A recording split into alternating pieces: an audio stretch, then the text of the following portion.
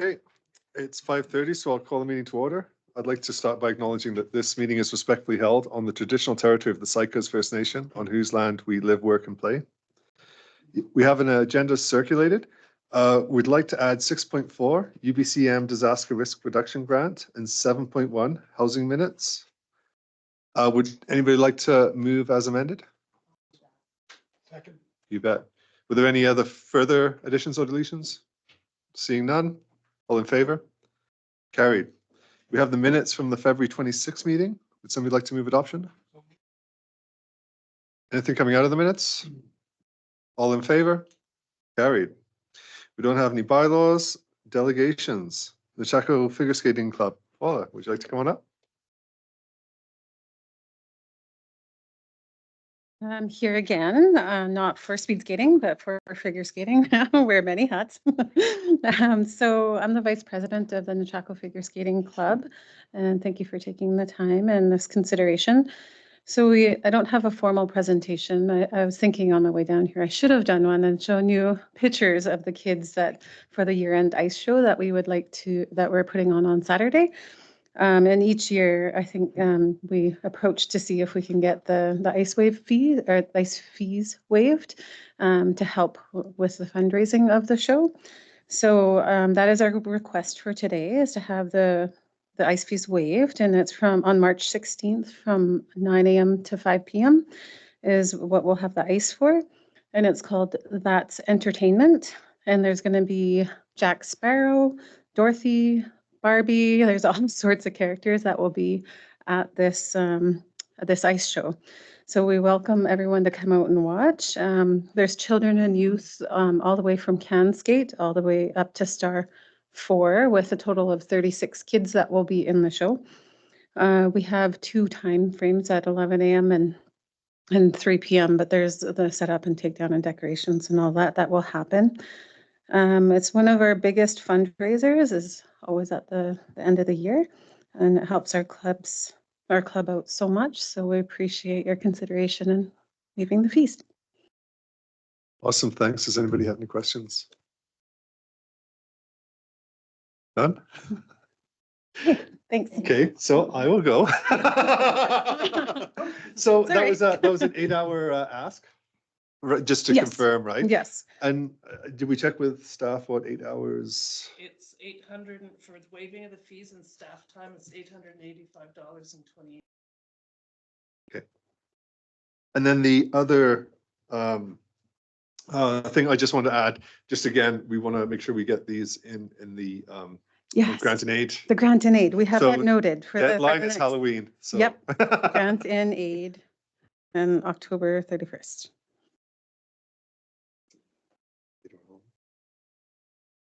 No, you can. Anybody feel like making a motion? I'd like to make a motion that we waive the fees for the Jack Figure Skating Club for this weekend. Okay, any further discussion? Hearing none, all in favor? That's carried. Thank you. Thank you. Okay, we'll move on to CAO reports. 6.1, Small Business Cardboard Fees Amendment. Who's Margaret? Perfect. Oh, I could hit the right button.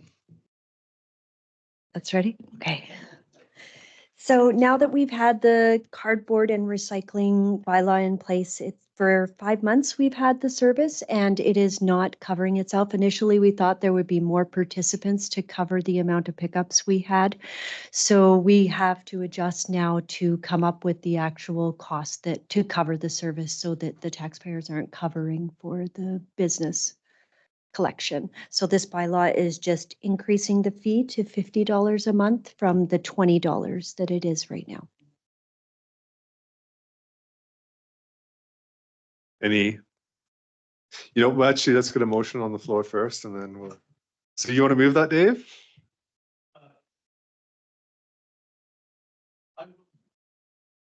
You don't have to vote for it. Does somebody want to second it?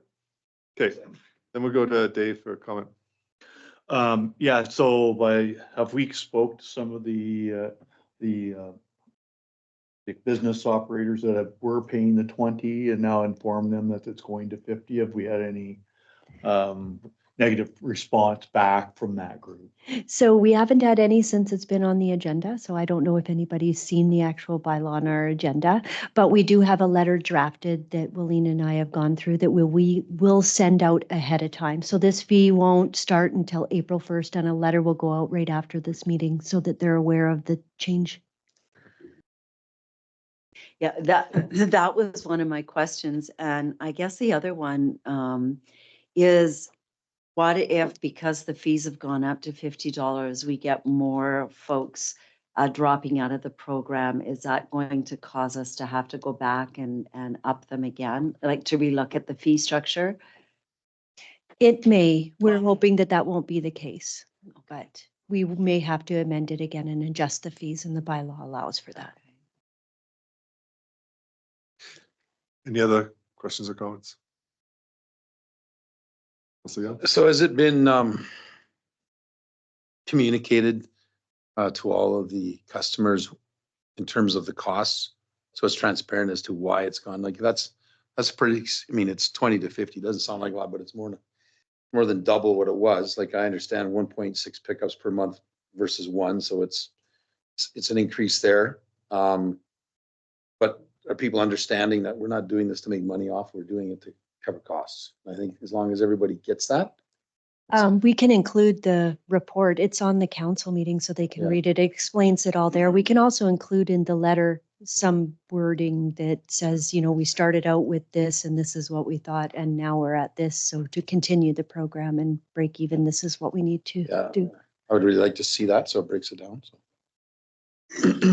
Councillor And I guess the other question I have is, do we understand why people aren't opting into the program? Is it because they don't have the cardboard, you know, or is that because it would be really good to understand that, because if, you know, we had more folks participating, then it's better for everybody. But I'm just wondering if we know that, or if maybe that's something the chamber could. We don't know, and I think there were Yeah. various reasons why different people opted out. Okay. Also, the list we got may not have been complete, or it may have had some people on it that had already opted out. It was just a complete list of who I was see. serviced in the past. So some of these people, when we originally thought there were going to be so many, maybe had already decided Had that they another didn't want option. had a Okay. different option. Thank you. Any further discussion? All in favor? Carried. Okay, 6.2, development variance permit, 202 Loop Road. Like, Ben, you speaking to it? Yeah. Oh, your mic is the next one, or I'll get you now. Maybe. Let's go with that. There we go. Yeah, this is a development variance application for 202 Loop Road.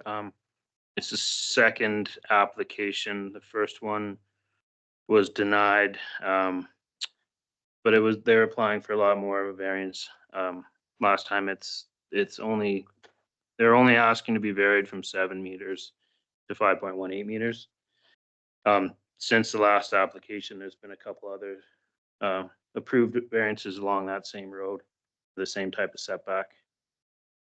Yeah, that's pretty much covers it. We have the proponent in the room, and I'm going to invite you to come up and say anything if you would like. First of all, I've got a hearing impairment. My hearing aids quit on the drive over here. Oh, You have to speak up a little bit for me. Yeah, so what I did in 2012, I applied for a variance, and I was denied on the basis that it created a liability for the district. A car may drive off the road through the ditch, through my fence, and hit my house that was built or would have been built closer to the property line. This letter from your lawyer at that time said, in terms of liability, if the council grants a DVP on a reasonable basis within its jurisdiction, doesn't vary use of density, not within the floodplain, etc., and the absence of bad faith, I think it is unlikely that the district could end up liable, but I can't rule it out entirely. So this is from your lawyer, Vancouver, or wherever he is from. And then I got a letter from the district that denied, explaining why the variance was denied. Council has refused your application. Council's reason for refusing your application is that they believe that the proposed building would be too close to the main road and would present a liability issue to the municipality. So that's back in 2012. So since that day, or since that time, I believe, and Ben can maybe clarify, there has been 2 buildings put up, one on Loop Road and one on Northside Road, that would have required, that looked like to me they would have required variances. So I'm having a little trouble understanding why mine was denied in the first place. If I don't understand how the law or how the liability issue was resolved, or if it ever was resolved from 2012 to now, or to 2000, whenever that first one I think was built between. 2012. If I Google it, hey, 2018 was 2018, 2018 and 2020. and then the one on Loop Road was done in 2020. 2020. Yeah, 2012 was quite a long time ago, so I think let's talk on the merits of today and. So did the liability just disappear, or what happened to it? Originally, you were trying to vary this setback to 1.5 meters, which is pretty close. Right, But what difference does that have with the variance, with the liability? a lot closer to the road than 5 Anyway, meters. my point is that what happened to me, other people got to build and I didn't get to build. Mhm. So now I've reapplied. Okay. Okay? Okay, anybody have any questions? I'd entertain the motion.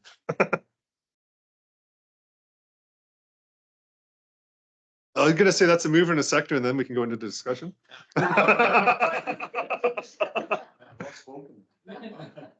Oh, sorry. We'll go to Councillor Lozzie, then, we'll come back to Councillor Vandola. No, I was just going to move the recommendation.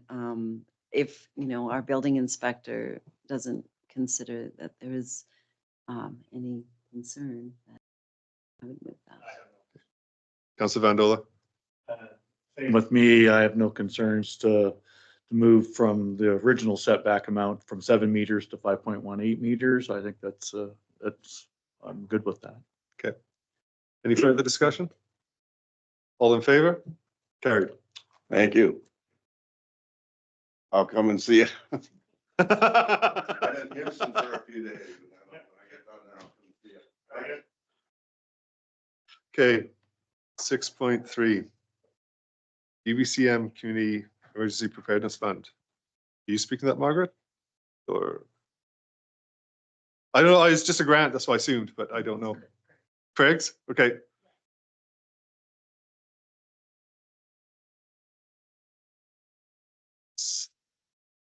So this is just an application to UBCM for equipment and training for $30,000 under the Emergency Preparedness Fund.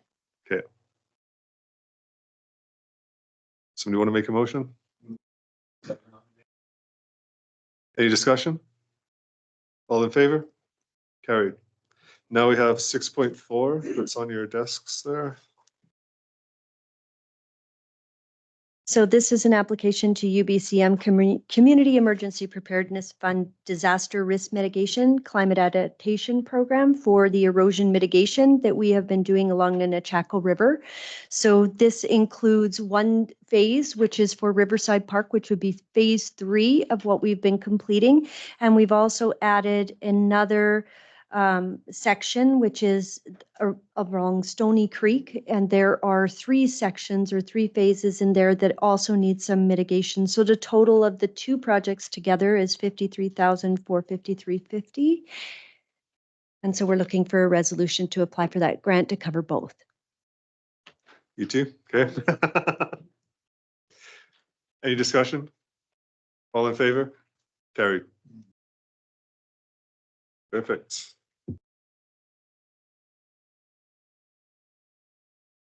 Now we'll move on to Councillor, well, we've got actually the housing minutes. Do you want to speak to those, Councillor Lozzie? Okay, so thank you. So at our last housing committee meeting, we have been dealing in the last few years with policy and having a look at what we currently have in place and looking for ways that we could maybe adjust policy or amend policy to make our conditions in the community more favorable for building, just to remove some barriers. The last, and so we feel like we would like to expand the scope in our terms of reference, because we would like to be able to provide advice and perhaps put some identify and advise, more of an advisory role on projects that maybe we should be undertaking. So we can maybe, if there is opportunity, grant opportunity that comes up, then we're in a better position to move forward with something. We want, if the other piece I was gonna, in our housing needs assessment, it does talk about increasing the number of affordable housing units by pursuing partnering with other organizations, nonprofits, or folks who want to develop. So I think this would just position us better if we have some really solid ideas about where we need to build specifically and why we identified some properties.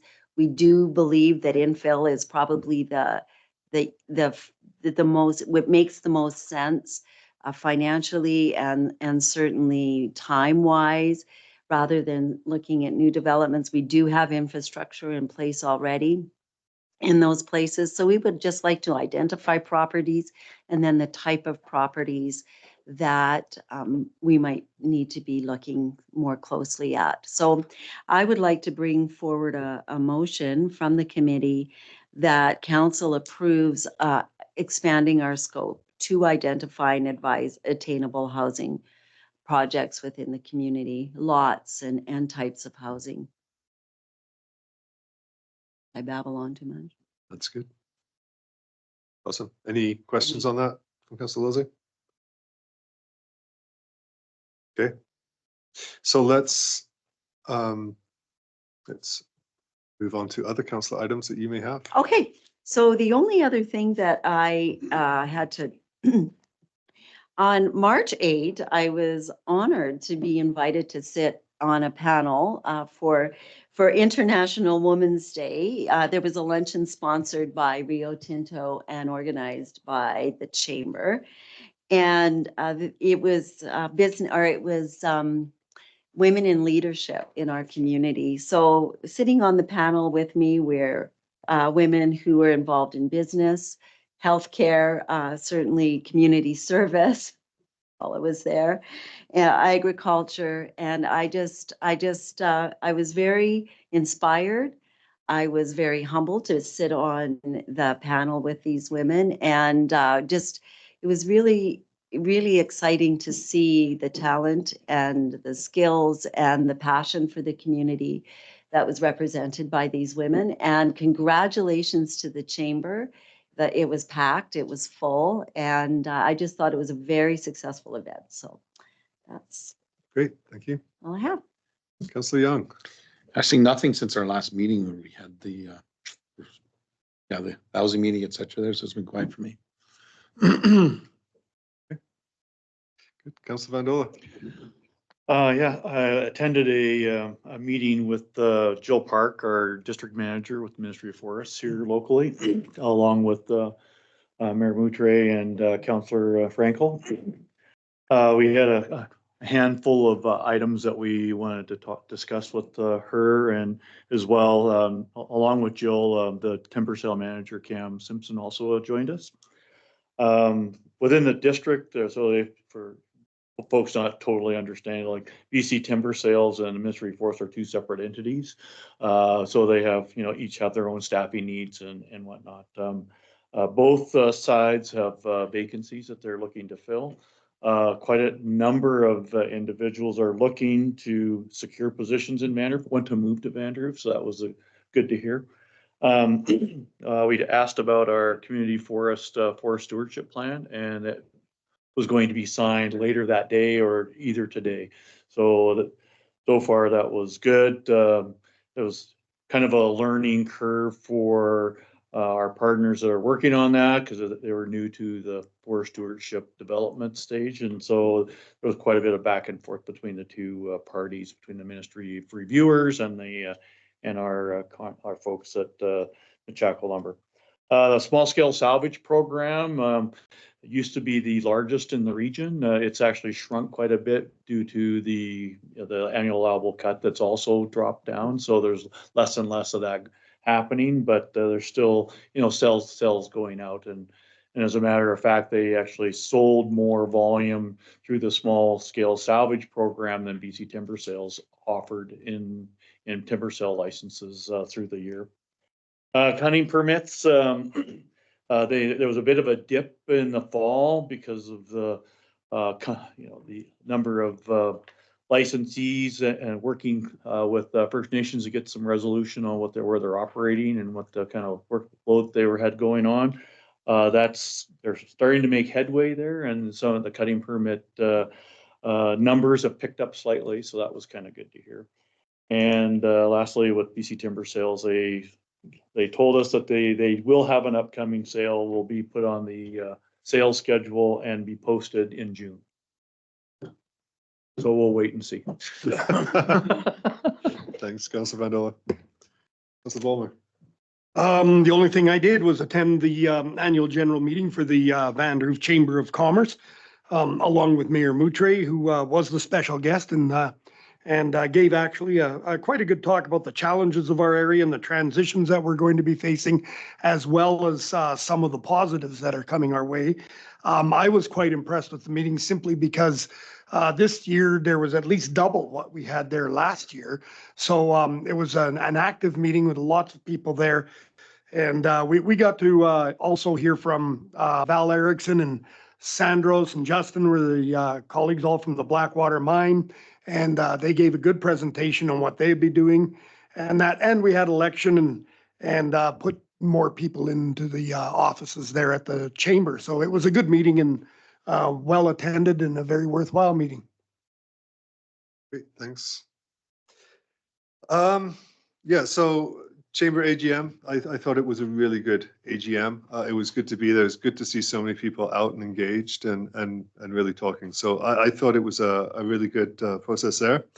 I had more discussion with the BC Wildfire and the air show folks, just to make sure we can make that work all together, playing in the same area in a worst case scenario. So I think those meetings are very constructive going on. Community leaders meeting, I circulated the presentation after that, and I've asked going forward, because we're in a drought situation, that gets emailed to me right away after the meeting, and I'll continue then to circulate it out to council.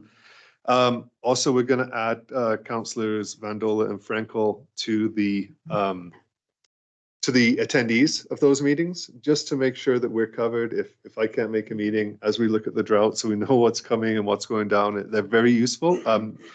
You not only have local government people there, you have a lot of provincial people. So it's good to be able to ask those questions and get some answers on the fly, right? Had a quick chat with Rivershed. They're interested in doing some stuff in the Stony Creek mouth area as well. I'm going to circulate that information to council. They're looking for a letter of support. I haven't got that far yet, but we should bring that to an upcoming meeting to see if we want to provide that for them. Again, Councillor Vandola touched on the Ministry of Forest. touched. You did a very thorough report on that meeting. But no, I want to say I really appreciate it. I think it was good to bring both Councillor Van Dole and Councillor Frankel along. You get a lot out of those meetings when you've got subject matters, expert matters, not just the mayor. So I think that was really good planning and look forward to doing that again. It was a full hour of fulsome discussion. So really got some stuff out of there. One thing I'll maybe add just to what you said was, I think we were all very worried when the provincial government made it so you could basically work from anywhere in a lot of positions.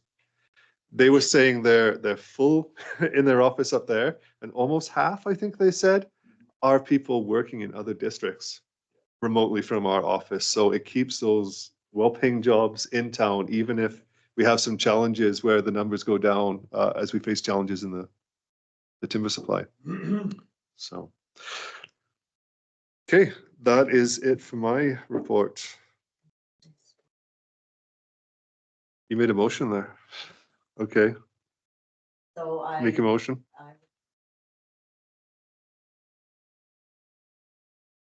Section 3, to identify and advise attainable health opportunities. Okay, any further discussion? All in favor? Carried.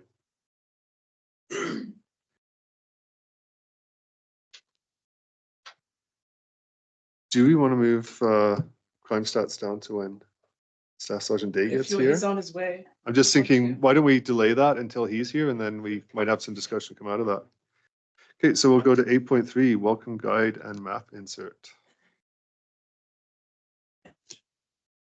Oh, So this is on for information. This is the final copy, so I'm giving everybody a look before it'll go to print tomorrow.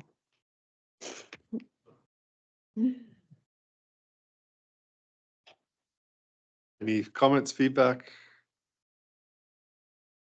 Good. Be nice to see it in print.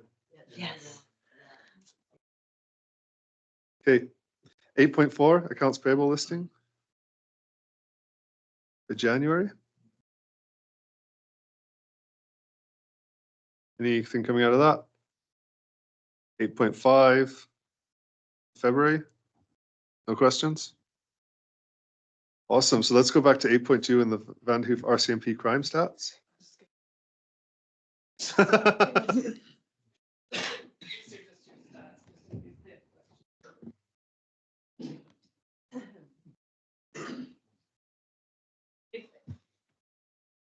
Okay, does anybody have any questions coming out of those stats?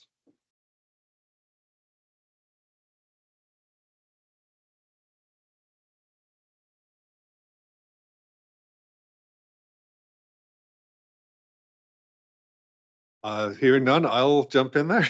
It looked like liquor offenses were up. Was that targeted or just a happened to be that way? Yeah, no real enforcement action particularly towards it. It's just, yeah, for whatever reason, there was more. Yeah. Other than that, everything seems to be kind of within the normal parameters, I would say, right? Yeah, just a few things a little higher, but, yeah, you know, as mentioned before, our members are definitely, you know, as far as criminal code files per caseload per member, it's higher than the provincial average overall. So, Yeah. yeah, which is a normal thing here too, like year to year, it seems. So, yeah. The one that's a little not confusing, concerning for me is the first one on the increase in the assaults. Like, is this something that we feel is gonna be kind of an isolated situation with or is it, you know, like, I know you also pointed out liquor offenses were up quite a bit too, so. Yeah. Hopefully that was sort of tied together, but it is concerning, right? We're not known for a community with a lot of assaults on a regular basis, but. Yeah, no, it is significantly higher for sure. When you look at the increase, the percentage wise. Agreed. You know, why that is anyone's guess, really. There's no specific reason. It's just, there's been a lot of intimate partner violence, files. And I would say that's the bulk of the increase overall, yeah. Yeah, and along with that comes, there's always reasons for it, right? But Yeah. I would say substance abuse is on the list. Did you have a question? Yeah. Councillor? Even though we're seeing a kind of a anomaly, I think here, I was able to pull a report on the 50 highest crime communities in the province. And I'm happy to say that Vanderhoof wasn't one of the top 50. But there was a lot of communities very close to us that were. And so last time you came and talked to us, you actually said that Vanderhoof was quite a safe community to live in, and that report and, and even these reports actually bear that out. So I'd like to just thank the guys there, the great work that they're Oh, doing. thank you. Yeah. Thanks for saying that. Yeah, no, and I will reiterate, it is a safe community, absolutely. And like I say, with the assaults, by and large, the crux of them is intimate partner violence, I would say, so. So as you first stated that, it made me think that this is something that we can really use as data when we're talking about how we can find more resources and other pieces for our community, because we were always talking about counseling and other mental health and other pieces that, there's just so much work that needs to be done as we're transitioning to different areas in our community. There's going to be stress on folks, and there's going to be a lot of other things. So I think, this is good for us to see these numbers, and although it's not something everybody's comfortable to talk about, it's important for us to have this data as we're, looking to find additional supports from the province or whatever, just to further cement that. So I appreciate you sharing that piece of that, just so we know that's definitely a big piece that we need to be concerned about. You bet, no problem. Awesome. Well, thank you. Thank you. Okay, we don't have any correspondence, so I will declare us adjourned.